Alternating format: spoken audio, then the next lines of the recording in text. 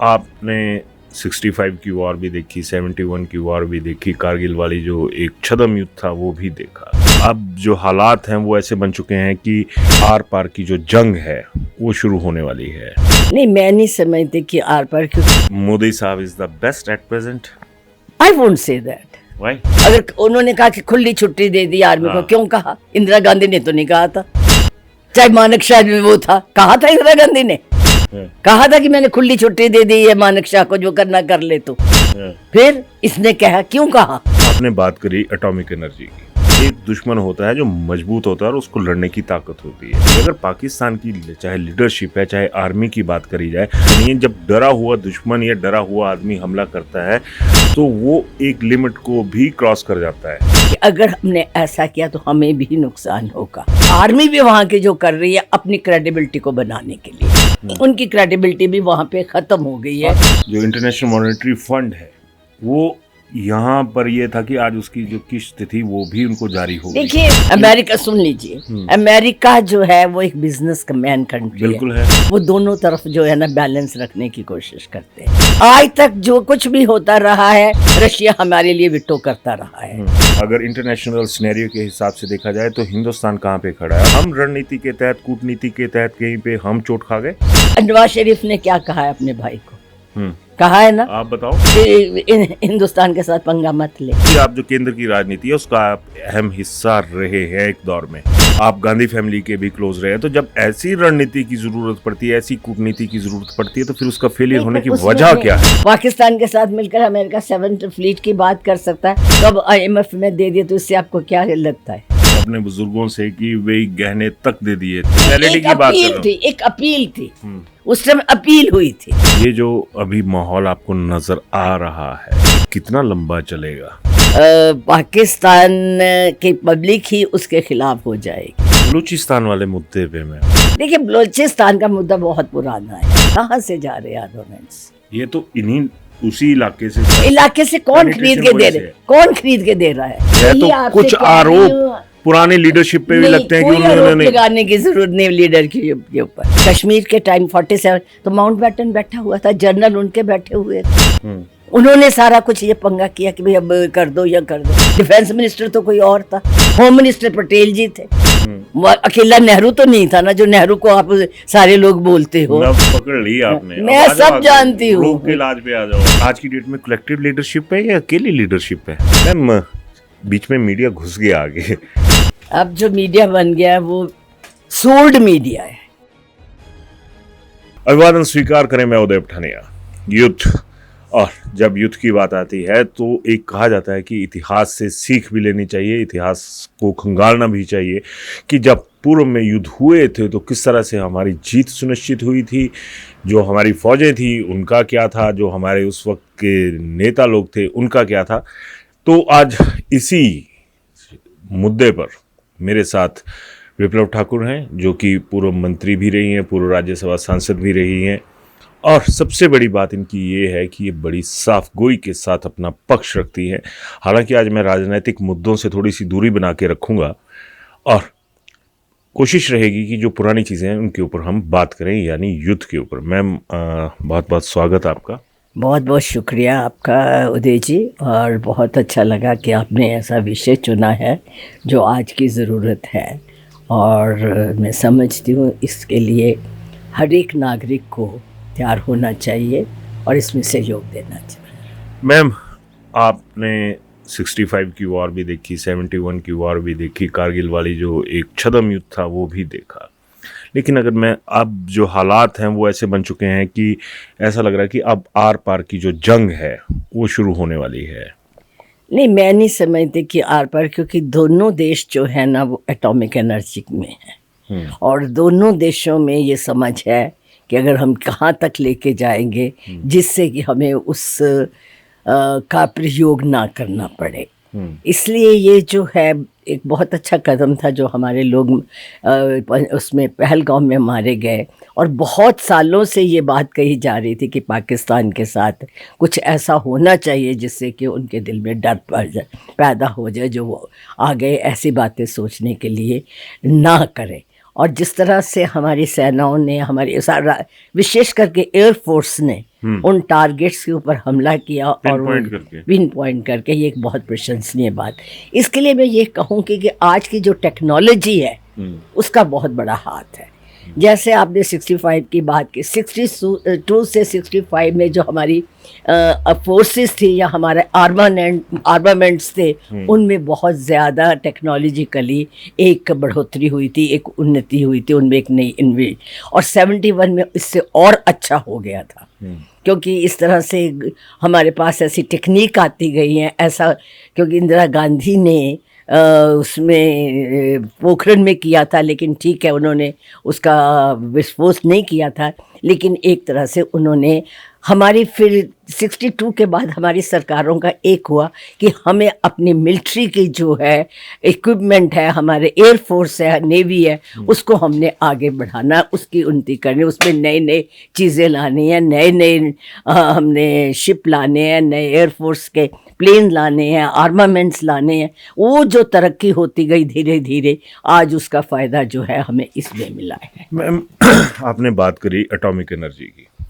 अच्छे, इसको अगर इस पहलू को दो तरीकों से देखा जाए, एक दुश्मन होता है जो मजबूत होता है और उसको लड़ने की ताकत होती है और वो समझ भी होती है। अगर पाकिस्तान की चाहे लीडरशिप है, चाहे आर्मी की बात करी जाए, तो उनके अंदर वो विजनरी ताकतें नहीं हैं, जो वो विजनरी चीज़ें नहीं हैं। जब डरा हुआ दुश्मन या डरा हुआ आदमी हमला करता है तो वो एक लिमिट को भी क्रॉस कर जाता है। नहीं, देखिए बात ये है, आप ठीक कह रहे हैं कि पाकिस्तान में आर्मी का ही सब कुछ है, वहाँ के general chief of army staff वही रूल कर रहे हैं। वहाँ की जो इलेक्टेड गवर्नमेंट है या कुछ है, उनका कुछ भी से नहीं है, इसमें कोई शक नहीं है।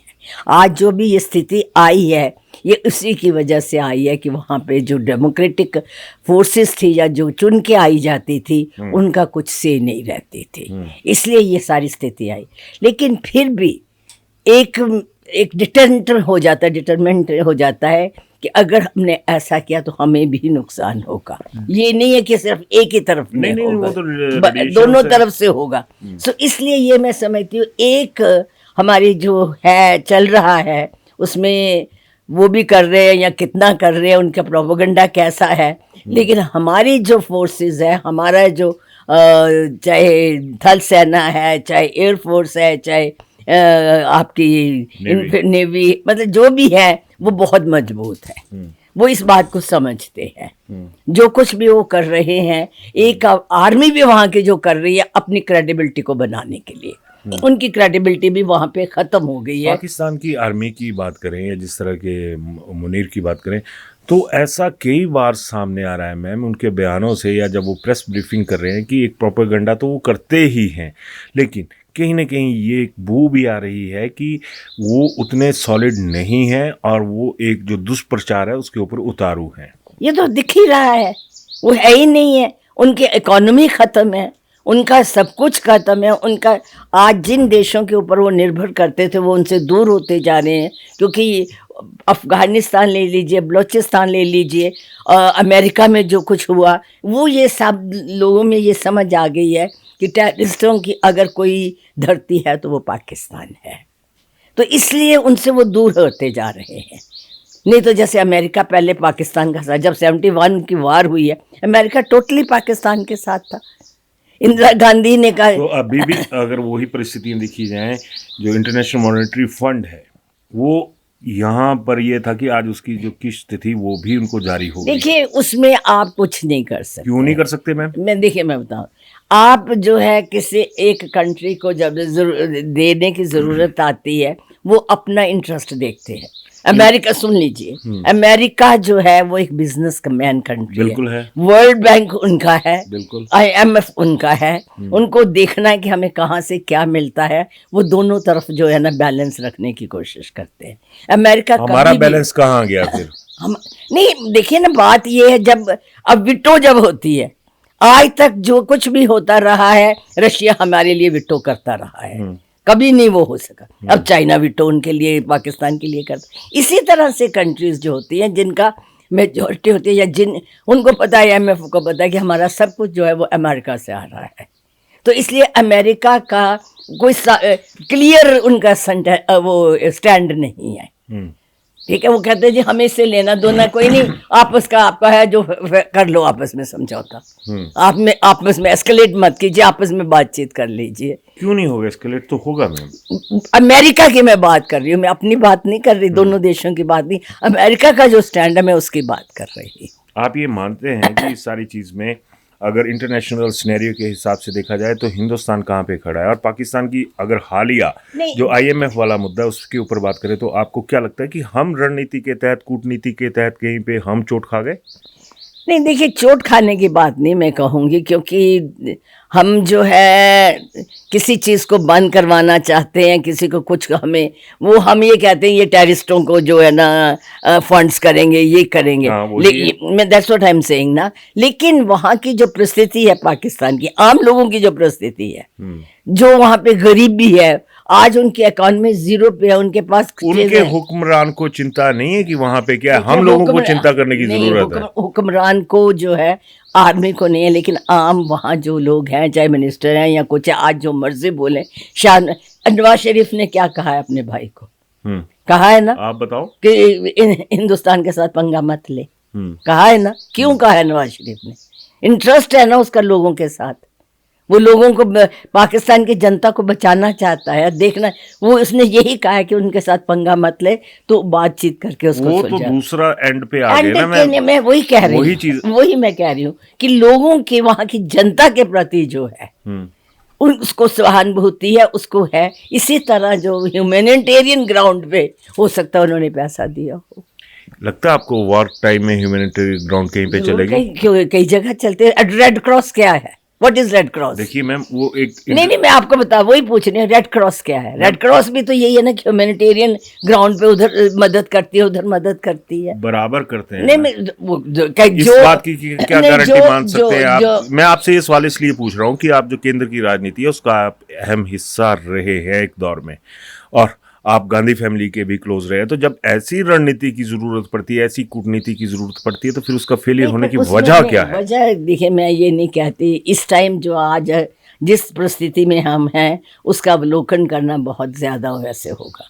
आज हमको साथ चल के चलना है सर, उसी करना है, इसीलिए उसके ऊपर कुछ तर्क करना या क्यों हमारी कूटनीति फेल है, क्या बात है, ये दूसरे टाइम की बात है। आज हमें इन सोचने की बात इस बात से मैं सहमत हूँ आज हम लोगों लेकिन उस दौर में सब कुछ सोचना जायज भी है। सिर्फ जब इंदिरा गांधी ने 71 वॉर का किया था कि भी हमारे मुक्ति वाहिनी बनी थी, जाना शुरू करते, इतने लाखों के तो लोग बंगाली हमारे उधर आने लगे, तो उसने पहले सारी दुनिया का चक्कर लगाया, सब लीडर से मिली थी, इवन वो निक्सन को भी मिली, निक्सन के बिहेवियर से, और उससे वो मीटिंग छोड़ के आ गई थी। ठीक आ गई थी, उन्होंने डिनर पे लाया, she was in New York, she refuse to attend the dinner. ठीक है, हाँ स्ट्रॉन्ग। तो उस टाइम उसने सारा पहले एक बनाया था, एटमॉस्फेयर बनाया था सब। जब अमेरिका ने कहा मैं 7th फ्लीट भेज रहा हूँ, उसने कहा तो 9th फ्लीट भेज दे, मैं परवाह नहीं करती। मतलब उसने गुडविल बनाई थी। ठीक है, इसमें जो है इन्होंने भी ट्राई किया गुडविल बनाने। हर दूसरे दिन जयशंकर प्रसाद बाहर गया होता है, प्राइम मिनिस्टर जाते हैं, दे ट्राइड कि हम लोग गुडविल जो है ना उस तरह से बना सके। लेकिन कई बार ऐसा होता है कि सबके अपने वेस्टेड इंटरेस्ट हो जाए। आज वर्ल्ड जो है, दुनिया जो है, वो उस पोजीशन में नहीं है, चाहे वो इंग्लैंड ले लीजिए, चाहे वो अमेरिका ले लीजिए, कोई नहीं है। ठीक है ना, कोई नहीं है ना, तो इसलिए जो है इस तरह की वो कर भी सकते हैं। उन्होंने अगर पाकिस्तान के साथ मिलकर अमेरिका 7th फ्लीट की बात कर सकता है, तो अब IMF में दे दिए, तो इससे आपको क्या लगता है? लगने की बात नहीं मैम। चलिए इस मुद्दे से दूसरी तरफ आता हूँ। वार, उस दौर की सोसाइटी कैसी थी, इस दौर का समाज कैसा है? एक ही है। देखिए आज जो जब क्राइसिस आता है इंडिया के ऊपर, सारा इंडिया एक होता है। मैं दूसरी बात कर रहा हूँ मैम, आप मेरे पहलू को समझ नहीं रही हैं कि एक दौर तो जो हमने भी सुना था अपने बुजुर्गों से कि वे गहने तक दे दिए थे। नहीं तो अगर ऐसा होता है ना, 62 में दिए गए थे, क्योंकि उस टाइम हमारे पास पैसा नहीं था, हमारे पास आर्मामेंट्स नहीं थे, हमारे पास जो है फौज के लिए नहीं था, इसलिए वो अपील की गई थी। ठीक है, आज तो हमारे पास सब कुछ है। आज हम 5th इकोनॉमी बनने जा रहे हैं दुनिया की, तो व्हाट इज द कमी हमारे पास क्या है? क्यों मांगे जाए, क्यों किया जाए? मांगने की बात नहीं, नहीं, मैं मैं वो एक नहीं, नेशनैलिटी एक की बात कर अपील रहा थी, हूँ। एक अपील थी। उस समय अपील हुई थी कि भी इस तरह से दो, तभी लोगों ने दिया कि भी हाँ, हम देश प्रेमी का भगत वो जज्बा था, उन्होंने दिए, अपील हुई थी तब दिए गए थे, ऐसे नहीं कोई जाके दे दिया था। मतलब मैं वही चीज़ बोल रहा हूँ कि एक दौर की बात होती है, तो दौर आपने बता दिया कि सेम चला हुआ है, इस चीज़ में कोई दो राय नहीं है, और ये मानने वाली बात है कि इस तमाम चीज़ें वैसी ही चली हुई हैं। लास्ट में मैम, ये जो अभी माहौल आपको नज़र आ रहा है, आपको क्या लगता है, बीइंग एक आप कूटनीति का भी हिस्सा रही हैं एक दौर में, ये कितना लंबा चलेगा? देखिए, मैं नहीं समझती कि ये इतना लंबा चलेगा, क्योंकि पाकिस्तान की पब्लिक ही उसके खिलाफ हो जाएगी। पब्लिक में बहुत रोष है। मुनीर का पता नहीं कहाँ है कहाँ नहीं है, ठीक है ना, नया उन्होंने का वो बना दिया हुआ है, वो सब गॉसिप्स जो भी गॉसिप है या कुछ भी वट एवर इट इज, जो उसमें आ रहा है, समझे ना। जो पब्लिक है वहाँ मेरे ख्याल पाकिस्तान की, वो ही उठेगी, क्योंकि उसके पास खाने को नहीं है, उसके पास ये नहीं है, तो वो फिर इस लड़ाई से या उससे वो करेगी। बलूचिस्तान वाले मुद्दे पे मैम, देखिए, बलूचिस्तान का मुद्दा बहुत पुराना है, ये कोई अभी का नहीं है। अब ये होता है जब कोई कमज़ोर हो जाता है तो दूसरे लोग भी उठने शुरू हो जाते हैं। अब पाकिस्तान कमज़ोर है। देखो मैम, बड़ी सीधी सी बात है, कमज़ोर किया जाता है जो वहाँ की बलूचिस्तान की जो एक अपनी सेल्फ मेड आर्मी है, बाकी चीज़ें हैं। देखिए, उसको कौन, मैम, नहीं, एक मिनट मुझे बताइए, जितने भी आर्मामेंट्स जा रहे हैं, चाहे वो टेररिस्ट ग्रुप है, चाहे वो रेबल ग्रुप है, चाहे कैसे भी है, कहाँ से जा रहे हैं आर्मामेंट्स? ये तो इन्हीं उसी इलाके से इलाके से कौन खरीद के दे रहे, कौन खरीद के दे रहा है? मैं वही तो चीज पूछ रहा हूँ कि जब इंटरनेशनल इश्यूज की बात आती है वही तो आपसे कुछ कह रही आरोप हूँ। पुरानी लीडरशिप पे भी नहीं, लगते हैं कि कोई आरोप उन्होंने लगाने की जरूरत नहीं लीडर के ऊपर। ये जो है, देखिए, सबसे बड़ी लड़ाई जो है आज आर्मामेंट्स की है। सीरिया ले लीजिए आप, यूक्रेन ले लीजिए। बिल्कुल है मैम, बस मैं आज घर की बात कर रहा हूँ कि तो वही- कुछ ना कुछ पुराने दौर में फेलियर रहे, आपको नहीं, लगता कोई है? फेलियर नहीं रहे। देखिए, चाइना के साथ जो हुआ, मैंने पढ़ा आपका, अगर जब चाइना के साथ लड़ाई हुई है, क्या हालात थे हमारे 62 में, 47 में हम जो है वो हो रहे हैं, खाने के लिए हमारे पास नहीं था, पैसा हमारे पास नहीं था, लोग इतने वो होके आए थे, रिफ्यूजी बन के आए थे, उनको सेटल करना, उनको सब कुछ करना। और उस टाइम ठीक है, एक हम इंडियंस जो है ना विश्वास करते हैं कि अगर हमने कह दिया तो कह दिया, चाइना को कह दिया भाई भाई है, मान लिया। उसके दिल में क्या था क्या नहीं था, इसलिए उसमें टाइम हमारी आर्मी नहीं तैयार थी। हमारे पास आर्मी को तैयार करने के लिए या उसमें इतना नहीं था। बाकी जहाँ तक आप उसके बाद जब कश्मीर के टाइम 47, तो माउंटबेटन बैठा हुआ था, जनरल उनके बैठे हुए थे, उन्होंने सारा कुछ ये पंगा किया कि भाई अब कर दो या कर दो। नेहरू उसमें क्या कर सकता था? डिफेंस मिनिस्टर तो कोई और था, होम मिनिस्टर पटेल जी थे, अकेला नेहरू तो नहीं था ना, जो नेहरू को आप सारे लोग बोलते हो। नब्ज पकड़ ली आपने, मैं सब जानती हूँ, लोग के इलाज पे आ जाओ। हाँ, समझ गए, तो वो अकेला नहीं था। इट्स ए कलेक्टिव लीडरशिप होती है। आज की डेट में कलेक्टिव लीडरशिप है या अकेली लीडरशिप है? देखिए, मैं ईमानदारी से जवाब। देखो, देखिए, मैं आज चाहे डिफेंस मिनिस्टर है, चाहे होम मिनिस्टर है, इस टाइम वो लोग कलेक्टिव काम कर रहे हैं, चाहे एक की बात चलती हो, लेकिन इस टाइम वो कलेक्टिव काम कर रहे हैं। यू कैन से दैट कि हाँ, बस फिर मतलब अगर मैं ये पूछूं लास्ट में कि मोदी साहब is the best at present, I won't say that. Why?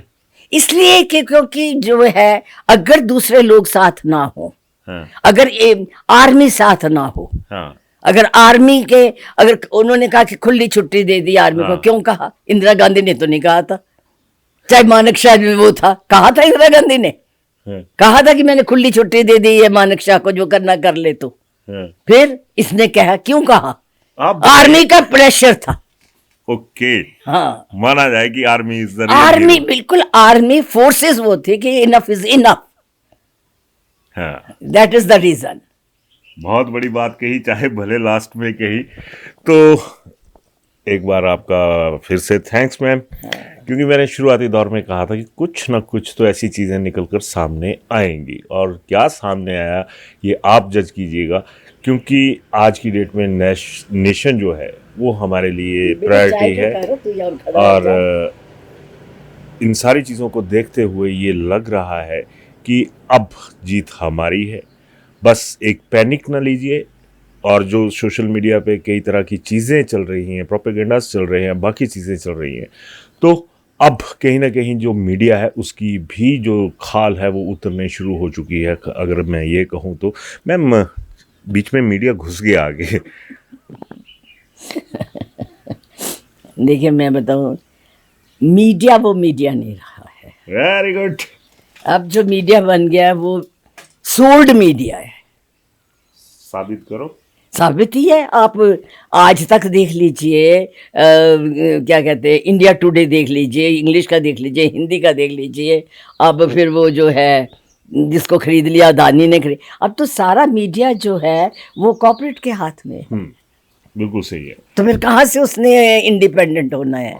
Social media की ज़रूरत क्यों पड़ी है? हाँ, अभिव्यक्ति तो आदमी ने करनी है कहीं ना कहीं, जब कोई दूसरा नहीं अब सुनेगा तो। आप क्यों कर रहे हैं? इसलिए क्योंकि यहाँ का मीडिया या दूसरे इस तरह से हो गए हैं। बिल्कुल। इंडियन एक्सप्रेस में कभी कभी कहीं कहीं आ जाता है, नहीं तो बाकी तो सबके एक ही बोली होती है। जो मीडिया का काम था, मीडिया को गलतियां बताने का, क्वेश्चन करने का, वो तो मीडिया ने ख़त्म कर दिया है। जवाब सुनता है मीडिया आजकल, सवाल नहीं करता। जवाब सुनता है और वो लिखता है तो दिखाता भी है। चलो, तो आज मीडिया भी कटघरे में है, और जिस तरह से हम मीडिया वालों को बीमारी पड़ गई है कि खुद जज बन जाते हैं, खुद जिरा करते हैं, तो ये एक गलत सिग्नल जो है वो यहाँ पर जा रहा है। खैर, भरोसे की बात है, मीडिया को भी चाहिए कि जिस तरह से हमारी फोर्सेस पे आम आदमी भरोसा कर रहा है, उस तरह से मीडिया पर भी भरोसा करें। टीआरपी के मुकाबले अगर जिस तरह से एमआरपी होती है, मैक्सिमम रिटेल प्राइस, उसके साथ मुकाबला ना करें आप। खैर, मैडम विप्लव के साथ कैसी जो बातचीत थी वो आपको कैसी लगी, ज़रूर बताइएगा। धन्यवाद।